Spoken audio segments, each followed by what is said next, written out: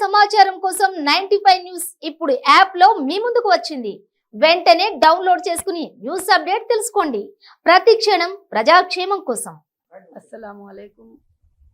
सारे मीडिया को मेरे तरफ से बहुत शुक्रिया कि आज जो सब्जेक्ट मैं बात करने वाली हूँ, लोकसभा इलेक्शन 2024, उस इलेक्शन में ऑल इंडिया महिला एम्पावरमेंट पार्टी इंडिया के कुछ मुकामात पर, महाराष्ट्र, कर्नाटका, तमिलनाडु, बहुत सारे मुकामात पर कुछ सीट्स कंटेस्ट कर रही है। ख़ास कर से आज का जो प्रेस कॉन्फ्रेंस है, हैदराबाद चार मीनार कॉन्स्टिट्यूंसी से एमईपी कंटेस्ट करेगी लोकसभा इलेक्शन, और वो इलेक्शन कंटेस्ट करने का मकसद ये रहेगा कि आज तक वहाँ पर जो डेवलपमेंट नहीं है, जैसे हैदराबाद को एक आइकॉन सिटी कहा जाता है, जहाँ चार मीनार को जाते हैं तो वो एक नमूना और निशानी की जगह होती है, मगर वहाँ पर जब हम जाते हैं तो सिर्फ कचरा और गंदगी, नाले वगैरह नज़र आते हैं। और ख़ासकर से ओल्ड सिटी के जो मुसलमान हैं और जो बच्चे हैं, वहाँ के डेवलपमेंट की बहुत से बहुत कमी है, और काफ़ी रिपोर्ट्स, काफ़ी महिलाओं के रिपोर्ट्स मेरे पास आ चुके हैं। तो उसके डेवलपमेंट के लिए ये इलेक्शन एमईपी कंटेस्ट करेगी, और ख़ास कर से एक बहुत अच्छा बदलाव लाकर हैदराबाद के अंदर एमईपी कंटेस्ट करके बताएगी। सारे लोगों का अगर साथ रहेगा, आप सबका, मीडिया के भाइयों का, सबका साथ रहेगा, तो ज़रूर हैदराबाद की सीट को जीतकर हैदराबाद को जो ओल्ड सिटी के नाम से जो मशहूर हुआ है, उसको एक गोल्ड सिटी बनाने की पूरी कोशिश करेंगे।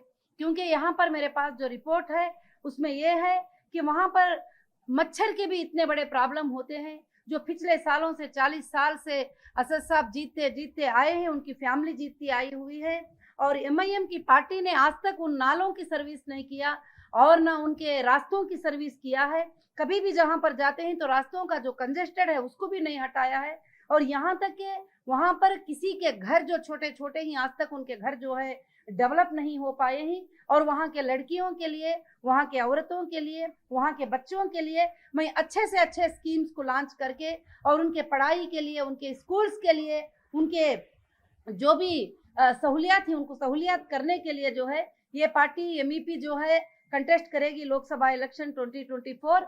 और ख़ासकर से मैं यही बात बताती हूँ कि बहुत सारे लोग जुल्मों के अंदर दबे हुए हैं। वहाँ का जो ये होता है कि खाली सिर्फ जुल्म होता है। जब भी वहाँ पर इलेक्शन होता है, चाहे कांग्रेस इलेक्शन करे, चाहे कोई और पार्टी इलेक्शन करे, वो कैंडिडेट ना वहाँ पर जा पाता है, ना वहाँ पर पैदल सफ़र करके किसी को वोट के बारे में बुला पाता है, ना बता पाता है। तो जुल्म की राजनीति नहीं चलेगी, और जुल्म की राजनीति को बंद करना बहुत ज़रूरी है। लोगों को आज़ादी के साथ वोट देकर, लोग जो है आज़ादी के साथ जिसको चाहे वो अपना नेता सेलेक्ट कर सकते हैं, वो जिसको चाहे अपना नेता बना सकते हैं। अगर वो इस तरह से बनाएंगे जिसको चाहे अपने नेता, तो कई लोगों के इंटरव्यूज लेने के बाद 10 लोगों का अगर लेते हैं तो 5 लोग कहते हैं कि हमें बिल्कुल यहाँ की हुकूमत पसंद नहीं है, मगर हम मजबूर हैं, हम मोहताज हैं। अगर हम कहीं दूसरे जगह वोट डालने का सोचते भी हैं तो हमारे घरों पे गुंडे आ जाते हैं, बच्चों को उठा के लेके जाने के लिए, हमारे घरों पे मारने के लिए आ जाते हैं। आप कई वीडियोस जो है यूट्यूब में देख सकते हैं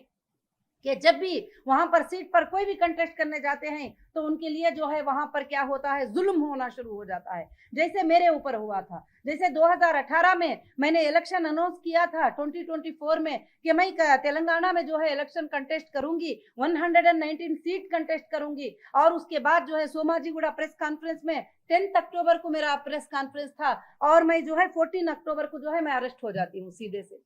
और उसमें तो केसीआर साहब भी मिल गए और असद साहब भी मिल गए, सारे लोग मिलकर अरेस्ट करके लोकसभा होने तक के लिए 2 साल 4 महीने जो है मुझे बाहर आने नहीं दिए, तरह तरह के पीटी वारंट लेके आके। मगर आज तक कोई एविडेंस नहीं है, कोई प्रूफ नहीं है, कोई गुने का प्रूफ नहीं है। खास कर से जो है हरासमेंट किया गया। मगर मैं आने के बाद भी इतनी तकलीफ मेरे ऊपर गुजरने के बाद भी आज भी मैं खामोश नहीं हूँ, क्योंकि मेरी आखिरी सांस रहे तक जस्टिस के लिए फाइट करूंगी। जहां नाइंसाफी होती है वो नाइंसाफी को रोकने के लिए मैं फाइट करूंगी। और खास कर से कई लोगों के ऊपर वर्ल्ड सिटी में नाइंसाफी हुई है, कई लोगों के ऊपर आज भी नाइंसाफी होती जा रही है। आज मेरा प्रेस कॉन्फ्रेंस का खास मुद्दा जो है हैदराबाद डेवलपमेंट, चार मीनार डेवलपमेंट, वर्ल्ड सिटी डेवलपमेंट को करने का मेरा खास मुद्दा है।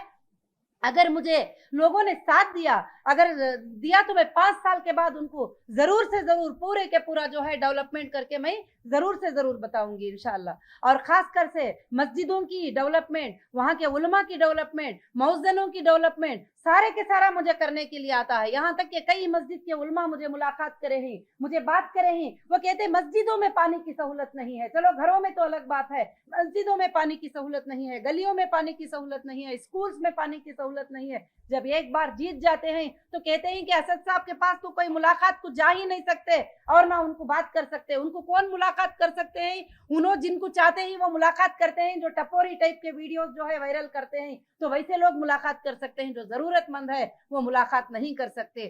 40 साल से जुल्म से जीत कर आना, और जीत कर आइए, खुशी की बात है, कोई गमी की बात नहीं, मगर लोगों के साथ इंसाफ करिए और बच्चों के साथ इंसाफ करिए, यूथ के साथ इंसाफ करिए, वहां के महिलाओं के साथ इंसाफ करिए जरूर से जरूर। तो आज मेरा ख्वाब, मेरा मकसद यही है कि मैं जब पूरे तेलंगाना का अनाउंसमेंट की तो मुझे केसीआर, असदुद्दीन साहब सब मिलकर मीटिंग करके दिल्ली को कमिश्नर साहब को भेज के मुझे अरेस्ट करवा दिए और वहां से फ्लाइट में मुझे लेकर आए। कौन से एक्यूज को फ्लाइट में लेके आते हैं, फ्लाइट में लेके आए और वहां से हर जगह भी लेके जाने के लिए फ्लाइट में मुझे घुमाए, क्योंकि उनका मकसद मुझे ये नहीं करना था बल्कि मुझे हाइड कर देना था और मुझे छुपा देना था। मगर ऊपर वाला बहुत बड़ा होता है। जब नाइंसाफी की बात आती है तो मुझे झूठ, रमजान के महीने में मुझे ईडी कस्टडी में ली थी, चंचल गौड़ा जेल के सामने मैं गिर गई थी रोजे की हालत में, सारी दुनिया ने देखा था वो चीज को। आज सिर्फ रमजान के महीने में कविता जी को भी अरेस्ट करके लेके गए दिल्ली को। क्यों? कि कभी भी राजनीति, ये सीट जो है ना किसी की भी नहीं होती, ये कोई भी हार सकते हैं, कोई भी जीत सकते हैं। मेरा आज ये कहने का मकसद ये है कि लोगों के साथ इंसाफ करिए और कभी भी इंसाफ के लिए नहीं डरना है और इंसाफ के लिए जुबान उठाना बहुत जरूरी है। और खास कर से मेरा मकसद है कि असद साहब को हटाकर वर्ल्ड सिटी को जो है गोल्ड सिटी बनाना है और वहां के हर यूथ को जो है कि डेवलपमेंट में लाना है, हर महिला को वहां के राइट देना है। और वहां पर जो है मुझे कल से कई व्हाट्सएप आ रहे थे, कई चीजें आ रहे थे कि वहां पर आकर तो देखो, वहां पर तो फिर कर तो देखो, वहां पर तो आप बता कर तो देखो। मैं गली गली जाऊंगी, घर घर जाऊंगी और मैं सबको बताऊंगी, बात करूंगी, कौन क्या करता है वो आप सब भी देखना और मैं भी देखूंगी इंशाल्लाह। क्योंकि ये जमहूरियत है, ये इंडियन कॉन्स्टिट्यूशन है, एक छोटे से इंसान को भी राइट है कंटेस्ट करने का, उसको वोट मांगने का राइट है, उसको वहां पर डेवलपमेंट बोलने का राइट है। तो इंशाल्लाह वो राइट से मैं भी जो है अल्लाह के फजल से मांग रही हूँ। और मैं इसलिए आप सबसे रिक्वेस्ट करती हूँ कि मैं जरूर से जरूर जो है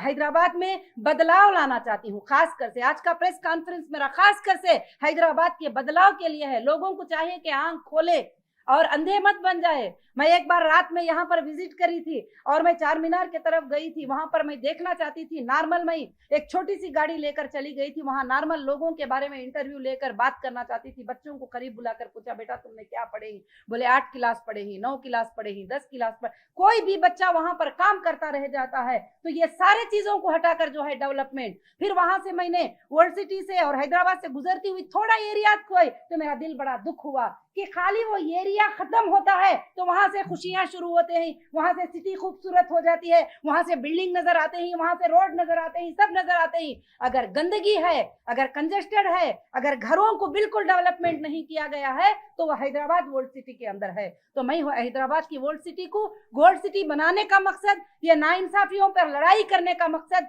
मैं 2012 से फाइट कर रही हूँ और कोर्ट्स में हर जगह मेरी जीत हुई है। मैं उम्मीद रखती हूँ अल्लाह की जात से कि मैं यहाँ भी जरूर जीतूंगी इंशाअल्लाह और जरूर कामयाब होंगी।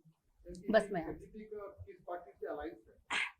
देखिए, ऑल इंडिया महिला एम्पावरमेंट पार्टी आज तक किसी से अलायंस नहीं की है और कर्नाटका में 224 सीट्स पे कंटेस्ट करी, किसी से अलायंस नहीं रही। अभी इस बार 59 सीट असेंबली इलेक्शन 23 में कंटेस्ट की थी, किसी से अलायंस नहीं है। आज भी एमईपी किसी के साथ अलायंस नहीं है। एमईपी एक सेकुलर पार्टी है, सबकी आवाज है, और एमईपी जो है हिंदूज के लिए, मुसलमान के लिए, क्रिश्चियन के लिए, देश के हर नागरिक के लिए इंसाफ लाने वाली पार्टी है। एमईपी का फाइनल डेस्टिनेशन प्राइम मिनिस्टर बनना है और देश के ऊपर हुकूमत करना है। एमईपी किसी से अलायंस होने का इरादा नहीं की है। हाँ, जहां पर जो पार्टी हमारे कॉन्स्टिट्यूशन को जो है वो आगे आने के लिए, हम जो सोचते हैं वो आगे बढ़ाने के लिए करती है, तो वो पार्टी को जरूर एमईपी सपोर्ट करेगी और एमईपी साथ देगी, मगर अलायंस किसी के साथ नहीं होगी और मर्ज किसी के साथ नहीं होगी। जहां इंसाफ की बात आती है वहां पर इंसाफ की बात करेगी। क्योंकि एमईपी का मैनिफेस्टो ये है कि एमईपी के मैनिफेस्टो में जो हमारे जवान लड़कियां हैं जो स्कूल को जाने वाले हैं उनको इलेक्ट्रिक बाइक्स देने का, और जो भी अगर मुझे हैदराबाद की सिटी से अगर जिता देंगे तो जितने एरिया में हम जीत जाएंगे उतने एरिया को गैस सिलेंडर जो है उनको 300 के ऊपर गैस सिलेंडर देने का वादा, और खासकर से इलेक्ट्रिसिटी बिल जो है उनकी जो है इतने यूनिट्स पर एक मिनिमम मैक्सिमम यूनिट्स के ऊपर उनके इलेक्ट्रिसिटी बिल फ्री करने का वादा। और 5 साल के बाद आप देखेंगे कि 5 साल के बाद जो है वो सिटी ही नजर नहीं आएगा, वो सिंगापुर नजर आएगा और इटली नजर आएगा। उस तरह से बनाने का मेरा ख्वाब है, बाकी कुछ नहीं। और गरीबों के लिए, उनकी रोजी का, उनके जॉब के लिए जो है मैं कोशिश करूंगी। पुराना गवर्नमेंट में आपको बहुत हैरेसमेंट हुआ बोल रहे थे जी, अब नया सरकार फॉर्म हुआ ना मैडम, जी। कैसा है आपका ऊपर कुछ हैरेसमेंट, कुछ केस वैसा बनाने की कोशिश कर रहे, कोई तो भी आपका ऊपर? देखिए, पुराने गवर्नमेंट में करके बोले तो वो हरासमेंट तो आप सब देखे ही, 3 साल किस तरह का हरासमेंट हुआ था और नाहक से सताया गया, इल्जाम लगाया गया। और ओवैसी साहब की पार्टी वाले खड़कर जो है उनके एमपीज जो है पार्लियामेंट में खड़ के बोल रहे हैं इतना बड़ा स्कैम है, उतना बड़ा स्कैम है। कोई स्कैम नहीं, उनके ऊपर 100 करोड़ अभी प्रूफ हुआ है। वो 100 करोड़ आएंगे ना तो गरीब पूरे अच्छे हो जाएंगे ओल्ड सिटी के इंशाल्लाह। तो जो है खास कर से तो पुरानी गवर्नमेंट से अभी नई गवर्नमेंट तो अभी आई है, अभी कुछ तो सताने की बात वगैरह की बात कुछ भी मुझे नहीं मालूम। अभी पता नहीं कि ये हुकूमत है, ये सरकारें हैं, जब जिससे उनको नुकसान का सबब आता है तो कब कौन बदल जाता है नहीं मालूम होता है। मगर हम जस्टिस के लिए फाइट करना नहीं छोड़ेंगे। हम किसी गवर्नमेंट पे नहीं चल रहे हैं, हम इंडियन कॉन्स्टिट्यूशन पे चल रहे हैं, जस्टिस फॉर ह्यूमैनिटी के लिए चल रहे हैं। जो अच्छे के लिए रहे अच्छे, मगर हमारी सोच है कि हिंदुस्तान में सबसे बड़ा इंडिया का कानून है। कोई पॉलिटिकल बड़ा नहीं है, कोई लीडर बड़ा नहीं है, कोई चीफ मिनिस्टर बड़ा नहीं है, कोई प्राइम मिनिस्टर बड़ा नहीं है। सबसे बड़ा इंडिया का कानून है और वो कानून हमें जरूर जिताएगा, कानून में हमें जरूर इंसाफ मिलेगी। जी, आप तो आप 17 सीट आप लड़ रहे ना, you are contesting for the 17 seat जी, इन तेलंगाना। जी। You are with a happy mind and free mind now to fight the election of MP election in Telangana. जी, बिल्कुल बिल्कुल हैप्पी माइंड से, और मैं तेलंगाना इलेक्शन माइंड को से आप, कंटेस्ट, फ्री जी माइंड से बिल्कुल आप फ्री contest माइंड कर से रहे मैं कंटेस्ट करना चाहती हूँ और इंसाफ के लिए कंटेस्ट करना चाहती हूँ, लोगों की भलाई के लिए मैं कंटेस्ट करना चाहती हूँ। जी।